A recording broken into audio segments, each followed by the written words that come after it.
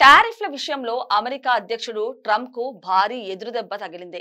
Trump విధించిన సుంకాలు చాలా వరకు చట్ట విరుద్ధమని అమెరికా ఫెడరల్ అపీల్స్ కోర్టు తీర్పిచ్చింది. అధ్యక్షుడు ట్రంప్ తన ఆర్థిక అధికారాలను అతిక్రమించి అధికంగా టారిఫ్లను పెంచినట్టు పేర్కొంది. 7 నుంచి 4 తేడాతో అపీళ్ల కోర్టు న్యాయమూర్తులు ఈ తీర్పు వెలువరించారు.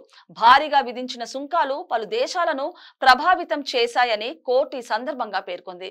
ప్రస్తుతానికి పెంచిన టారిఫ్లను అక్టోబర్ నెల మధ్య నాటికి కొనసాగించడానికి న్యాయమూర్తులు అనుమతి ఇచ్చారు. దీంతో ఈ నిర్ణయాన్ని యుఎస్ సుప్రీంకోర్టులో సవాలు చేసేందుకు కోర్టు అనుమతించింది. అపీళ్ల కోర్టు తీరుపై ట్రంప్ సుప్రీంకోర్టులో పోరాడనున్నారు. ఈ నిర్ణయంపై కోర్టును ట్రంప్ విమర్శించారు. ఒకవేళ టారిఫ్లు ఎత్తివేస్తే ఈ నిర్ణయం అమెరికాను నాశనం చేస్తుంది. మన కార్మికులకు సహాయం చేయడానికి ఇదొక్కటే సరైన మార్గమని గుర్తుపెట్టుకోవాలి.